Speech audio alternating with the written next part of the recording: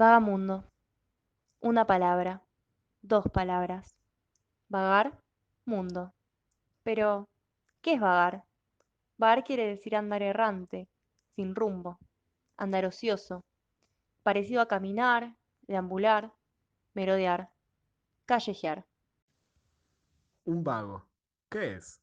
Alguien sin oficio, que no tiene domicilio, parecido a vagabundo, que va sin dirección fija, que anda errante de una parte a otra, similar a holgazán, gandul, perezoso, nómada, ambulante, callejero, trotamundos. Ahora me pregunto, ¿el viajero no es un vagamundo? El viajero tiene dos cosas que el vago no, un destino y un propósito. El vagamundo se mueve sin rumbo fijo.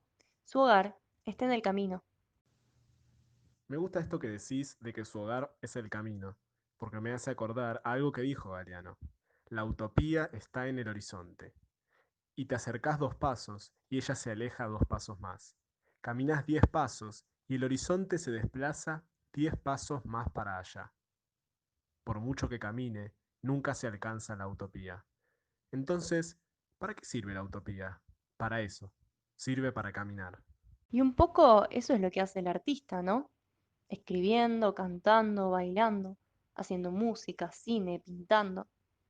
Caminan como vagamundos, en búsqueda de sus propios horizontes, sus propias utopías.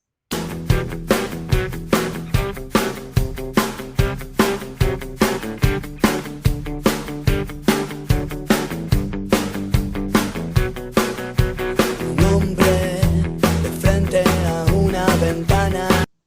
Buenas, buenas. Ahora sí. Bienvenidos y bienvenidas al primer podcast de Café Vagamundo. Yo me llamo Miguel y junto a Victoria vamos a estar haciendo este podcast en el que vamos a hablar de todo. De literatura, de cine, de música y de un montón de cosas más.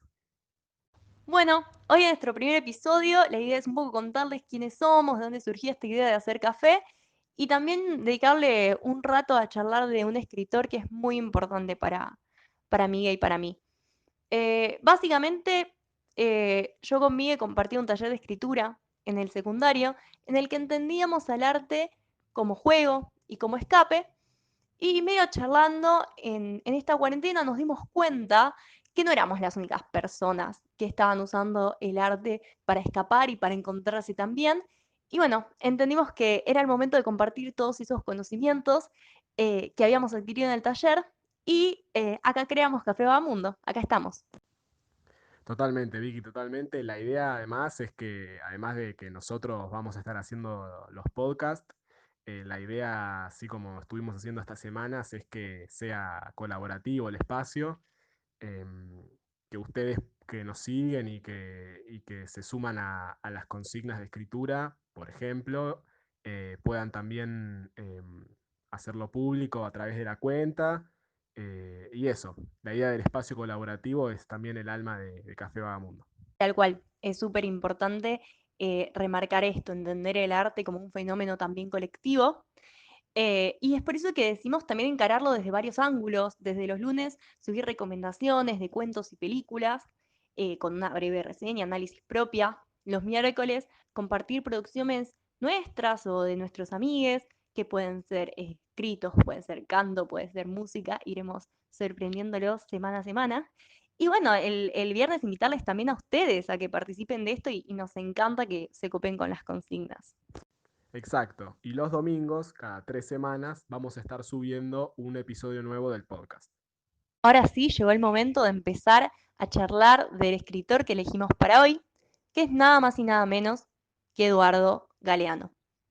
Galeano nació en Montevideo, Uruguay, el 3 de septiembre de 1940, en una familia católica y de clase alta, lo que siempre lo volvió un chico muy creyente y con muchas ganas de encontrar a Dios.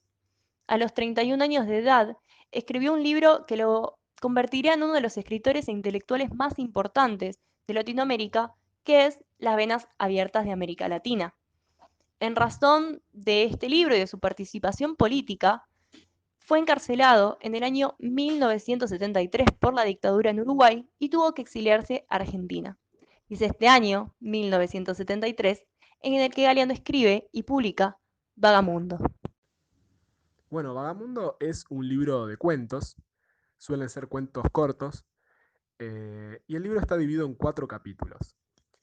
Los primeros 2 capítulos tienen 2 títulos particulares.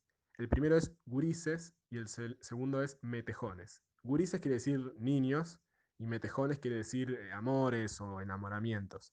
Ya estos dos nombres de estos 2 capítulos ya nos están señalando un poco qué es lo que vamos a encontrar adentro de los cuentos del libro.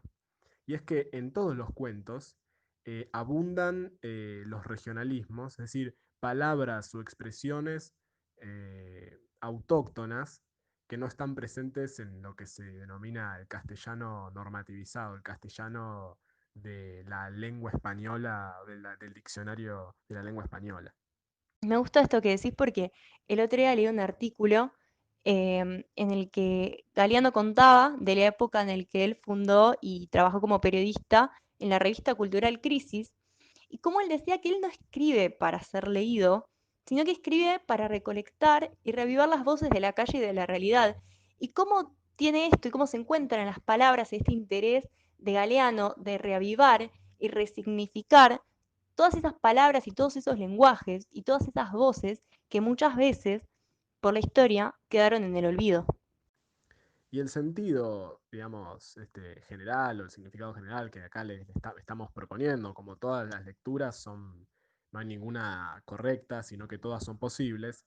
Lo que nosotros acá estamos, o pensamos, se nos ocurre, es esto que dijiste vos de la nota que leíste de Galeano.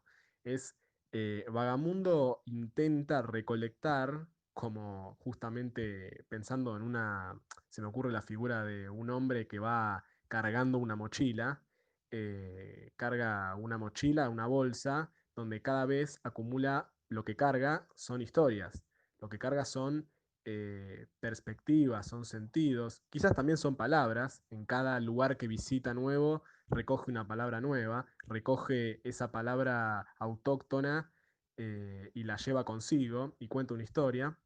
Y justamente el sentido del libro es ese, es ir buscando la palabra de, y me animo a decir, Latinoamérica, que Vagamundo es un retrato de Latinoamérica, y ese es el sentido general de Vagamundo. Y vamos a encontrar espacios latinoamericanos, los lugares como puede ser la ciudad, el pueblo, la puna, el morro brasileño, la pampa, la costa.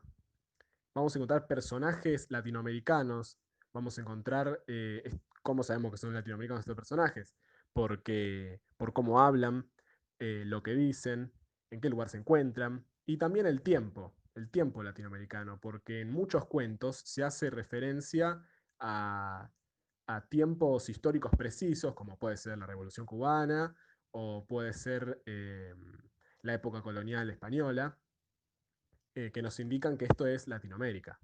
Te tomo un poco esto que decís de agarrar una palabra y guardarla y devolver una realidad, un relato, un cuento, porque Galeano dice que el lenguaje que siempre va a decir la verdad es el sentipensante. ¿Por qué? Porque es capaz de pensar y sentir al mismo tiempo, o de sentir y pensar.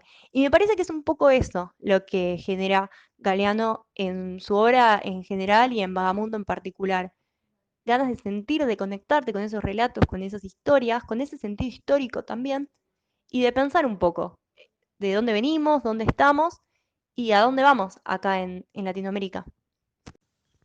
Sí, total. Y yo le agregaría además algo que hace mucho Galeano y en general en su obra y en Vagamundo en particular, que es que todo texto implica una subjetividad y lo que hace Galeano es despojarse de un conjunto de esquemas mentales o de prejuicios, que todos tenemos, por supuesto, y realmente pone su subjetividad al servicio de lo que escucha. Es decir, su subjetividad, la subjetividad a partir de la cual él escribe todos los cuentos, toda su obra, realmente la pone al servicio de lo que escucha.